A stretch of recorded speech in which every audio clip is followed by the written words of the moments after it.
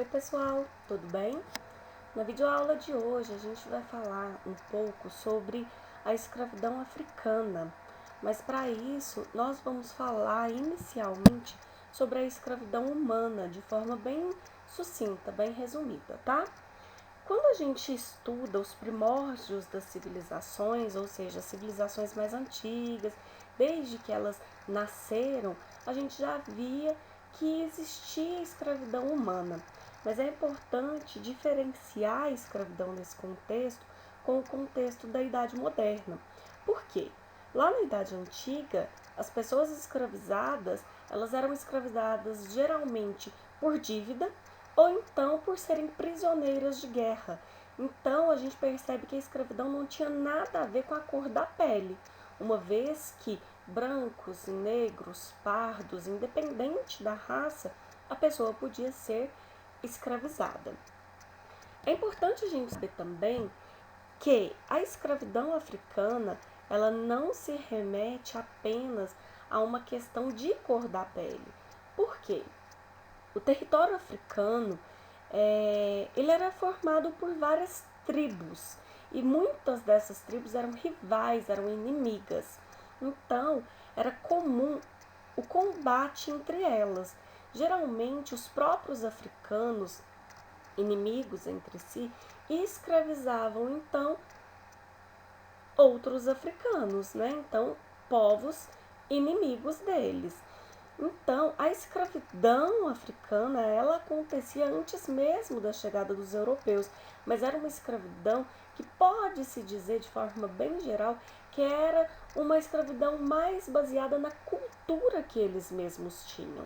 Então, se manteve a ideia de uma escravidão por dívida, se manteve a escravidão dos prisioneiros de guerra, era comum também os sequestros realizados para enfraquecer as tribos rivais. Então era comum uma tribo invadir outra tribo e sequestrar guerreiros que eles consideravam poderosos, ou até pessoas que viviam ali que não participavam das batalhas, mas que era uma forma de enfraquecer os inimigos. Além disso, era comum penhorar uma pessoa. Então, às vezes uma tribo estava passando por algumas necessidades, ou então até mesmo para pagar uma dívida, entregava uma pessoa daquela tribo como escravo, mas penhorando ela, ou seja, assumindo o compromisso de depois comprar de volta aquela pessoa. E também era comum a escravidão em troca de alimentos. Então estava faltando alimento em determinada tribo, geralmente uma pessoa se disponibilizava para ser dada como escravo em troca de alimento para toda a tribo. Então o líder guerreiro escolhia alguém para ser dado como escravo. Enfim, é importante a gente perceber então que a escravidão africana ela existia, mas a gente pode dizer então que ela existia devido a questões mais culturais entre os próprios africanos, entre as tribos africanas. Agora, qual que é a relação das grandes navegações com a escravidão africana no que diz respeito a quando os europeus começaram a escravizar os africanos por causa da cor da pele deles? Então, vamos lá. No século XV, a gente viu que Portugal deu início às grandes navegações. Então, Portugal começou a navegação do Oceano Atlântico, a navegação do além-mar. Mesmo havendo tantos medos, né, imaginários e medos reais, os portugueses foram os pioneiros no desbravamento dos oceanos. E a partir de 1415, os portugueses começaram a conquistar territórios na África e a instalar feitorias, que eram, digamos que, pontos comerciais, galpões onde eles guardavam riquezas, armazenavam as riquezas. Para esse início da colonização da África, os portugueses acabaram utilizando a própria mão de obra africana. Para isso, eles já iniciaram um processo de escravidão, né, de escravização dessa população nativa da África. Com o passar do tempo, eles foram percebendo que o comércio de escravos africanos era algo lucrativo. Então, os europeus começaram a fazer uma escravidão negra, escravidão africana, baseada em interesses financeiros, porque aí já existia o capitalismo comercial. Eles já percebiam e já tinham interesse de enriquecer através do comércio dos produtos naturais que eles encontraram no Oriente, na África, mas também então do lucro proveniente do comércio dos escravos africanos. Os portugueses acabaram se aproveitando da rivalidade entre as tribos locais e acabaram convencendo uma tribo inimiga a conseguir escravizar os inimigos da outra tribo e vendê-los para os portugueses. Ou seja, se você que é de uma tribo inimiga conseguir tirar do seu caminho aquele guerreiro inimigo e me vendê-lo como escravo, você vai ter mais condições de dominar, conquistar o território. Então, os próprios africanos capturavam membros das tribos inimigas, vendendo eles aos portugueses. Por que o vendiam ali está entre aspas, porque não era uma venda baseada em dinheiro como hoje em dia, mas sim em trocas. Os portugueses usavam várias moedas de troca. Por exemplo, eles levavam armas, cavalos. Essas duas moedas de troca iam facilitar a dominação do território por parte de determinados grupos africanos. Então, você me dá tantos escravos e eu te passo determinado número de armas. Geralmente um cavalo conseguia comprar entre 20 e 25 escravos africanos. Eles levavam também tecidos como seda, levavam joias, vidros, bebidas alcoólicas, sobretudo o rum produzido na Europa. A partir do momento que a América portuguesa vai ser colonizada então pelos portugueses, eles vão usar a cachaça também como moeda de troca, assim como o açúcar, o tabaco, o algodão, dentre outras centenas de moedas de troca. Coloquei aqui para vocês apenas algumas, ok? E quais as justificativas que os europeus, que os homens brancos usavam para escravizar os africanos? A gente pode falar de forma bem genérica que existiam justificativas religiosas e justificativas raciais. Então, todas essas justificativas criadas pelos europeus, no caso pelos portugueses, que a gente está tratando nesse momento, elas eram criadas devido a interesses próprios que eles tinham, interesses esses baseados no capitalismo, ok? Dentre então as justificativas, a gente pode citar a questão da maldição de Caim. Então temos aí referências bíblicas, ok? Porque de acordo com a Bíblia, Caim, ao matar seu irmão Abel por ciúmes, ele teria sido marcado por Deus na própria pele, a fim de deixar nítido o pecado que ele teria cometido, né, de assassinato. Muitos europeus, nessa fase onde eles chegaram na África, eles começaram a tentar ligar esse pecado e essa marca que Deus teria colocado na pele de Caim, falando que a marca da pele era a cor negra. Então, eles ligam a negritude dos africanos a essa marca de Caim e acabam determinando que a escravidão era uma penitência que os descendentes de Caim tinham que cumprir. Além disso, também tinha uma outra visão bíblica, onde os filhos de Cã, que era o filho mais novo de Noé, deveriam servir aos seus irmãos por toda a eternidade. E, por algum motivo, os europeus acabaram relacionando os africanos, os negros, como descendentes de Cã, uma vez que Cã em hebraico quer dizer quente. Eles fizeram uma relação com o quente, com a cor da pele deles, que era uma cor mais quente, por assim dizer. E, é claro, uma escravidão baseada no meio religioso referente à conversão dos africanos ao cristianismo. Então, os europeus, eles alegavam que melhor converter os africanos ao cristianismo através da escravidão do que matá-los, por exemplo. Então, é como se os europeus, os portugueses, estivessem fazendo um grande favor ao escravizar os africanos. E também, por fim, aquela hierarquia racial, que era quando os brancos se enxergavam como superiores aos negros, alegando que a pele deles era mais clara porque eles eram escolhidos por Deus, que eles tinham a pele mais sensível e por isso eles foram os escolhidos para não trabalhar, mas sim comandar. Então os negros estariam aptos ao trabalho, por isso eles eram tão resistentes, tão fortes.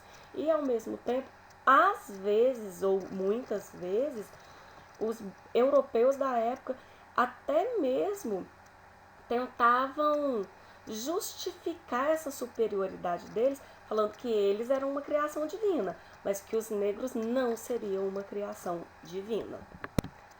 Sobre as rotas do tráfico, os dois principais grupos étnicos escravizados e trazidos para o Brasil foram os sudaneses e os bantus. Os sudaneses vinham da Guiné, da Nigéria, de Daomé e da Costa do Marfim. Já os bantus, eles eram capturados no Congo, na Angola, Moçambique. E, geralmente, a gente não fala então que os africanos eles eram escravizados apenas na região litoral da África, mas eles também eram escravizados no interior do continente, sendo obrigados a caminhar por semanas, até meses, até chegar na costa africana.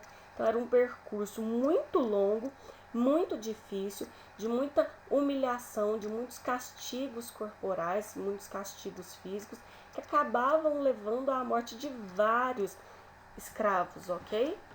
De vários africanos que estavam sendo escravizados. Então eles tinham que atravessar o território africano a pé até chegar no litoral do Oceano Atlântico para serem vendidos para os traficantes e serem encaminhados para a América através dos navios negreiros, que tinham o apelido de tumbeiros, porque eram tumbas em alto mar.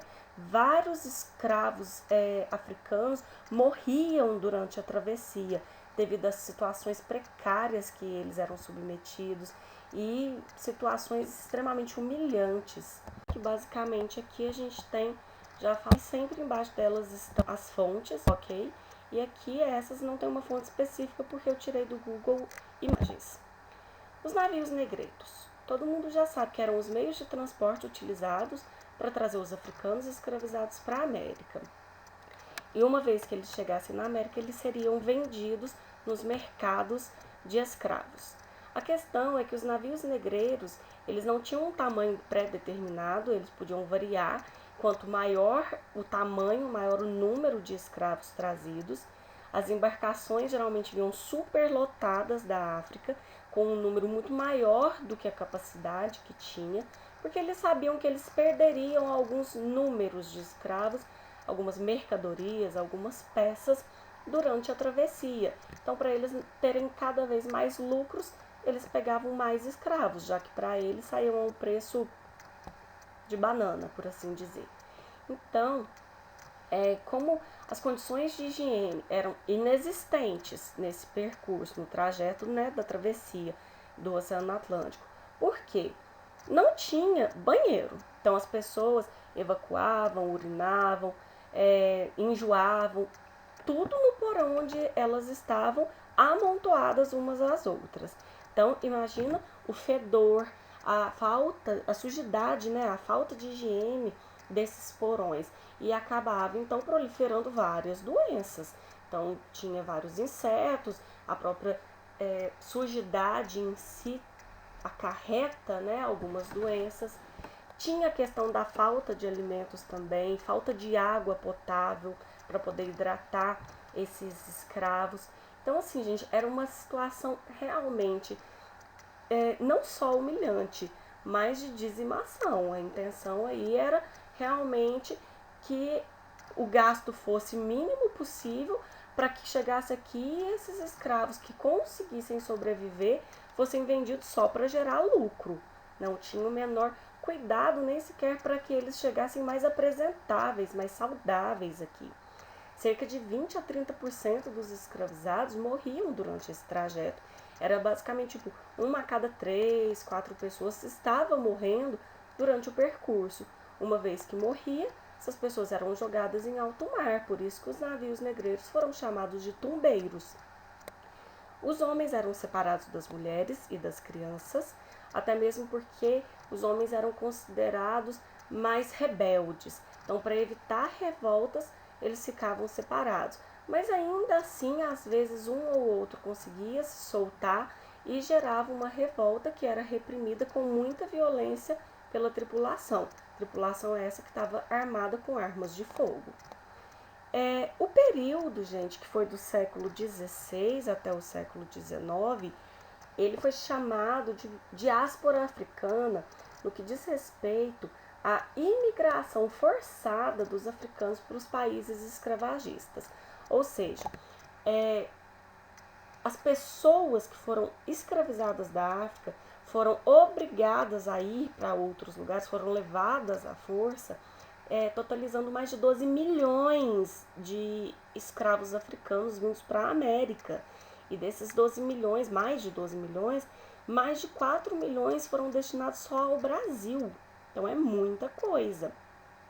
E essa diáspora africana, então, é isso. A forma como foi chamada a imigração forçada dos africanos a países escravagistas, a países escravocratas, entre os séculos XVI e XIX.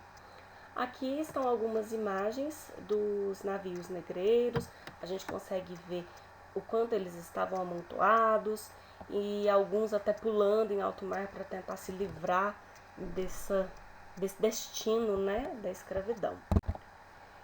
A escravidão no Brasil, então, a gente sabe que a primeira mão de obra escrava foi a dos indígenas. Eles acabaram sendo dizimados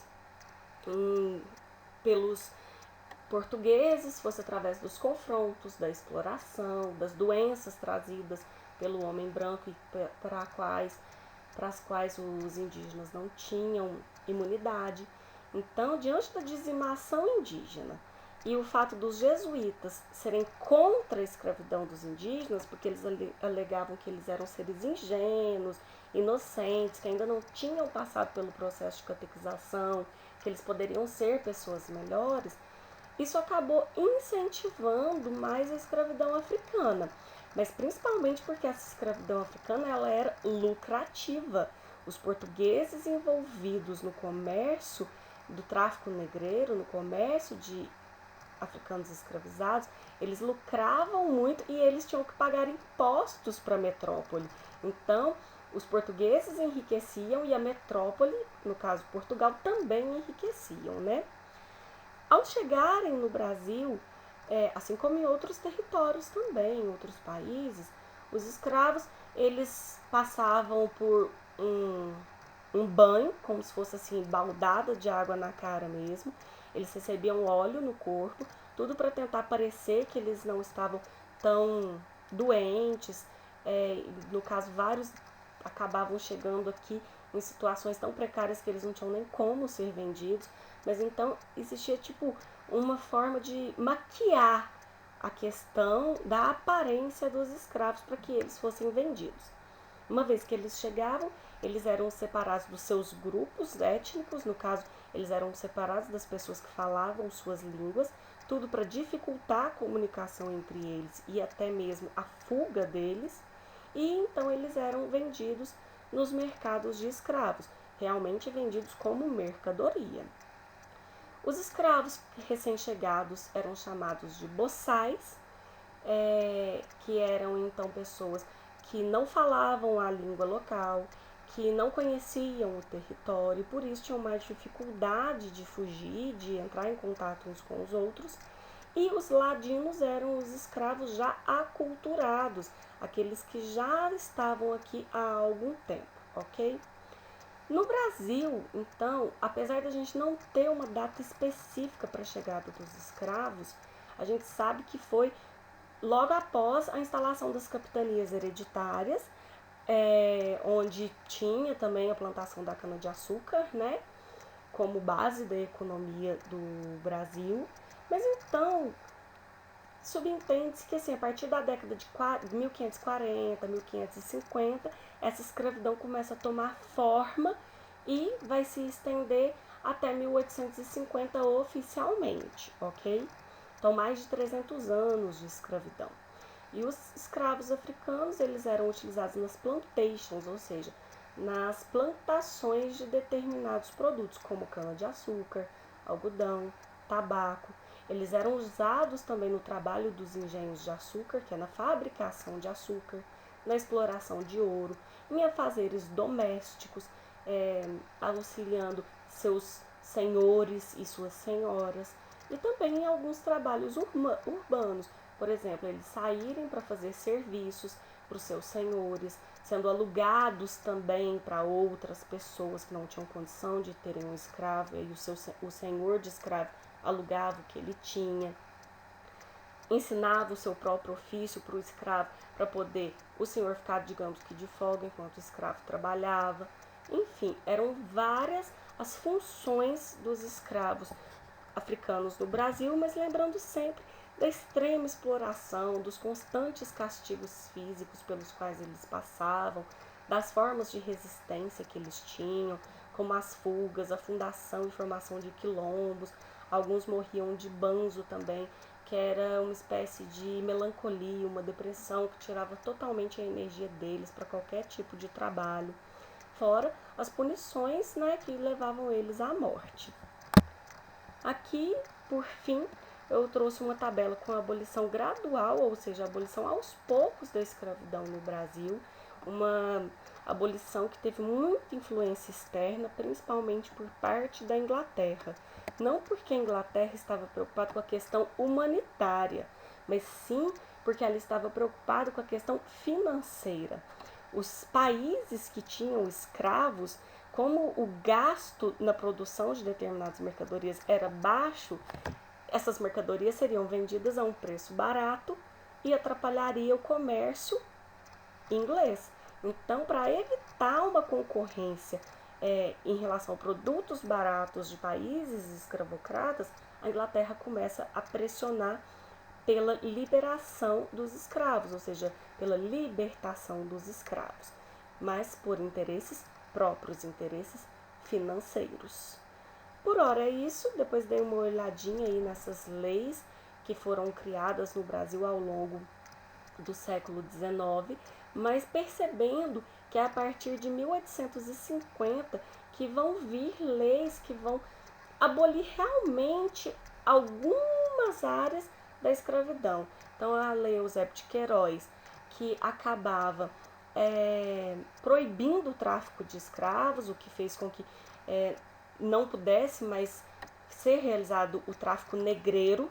Então, os escravos que existiam no Nordeste acabaram sendo transferidos para o Sudeste, já que não estavam vindo muitos escravos da África.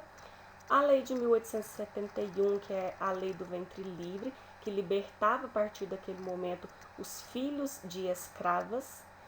A lei dos sexagenários de 1885, que libertava os idosos. Era uma libertação dos idosos que tinham entre 60 e 65 anos. Mas o que esses idosos iam fazer da vida deles? Iam morar onde? Trabalhar com o quê? Então, muitos deles continuaram na mesma situação.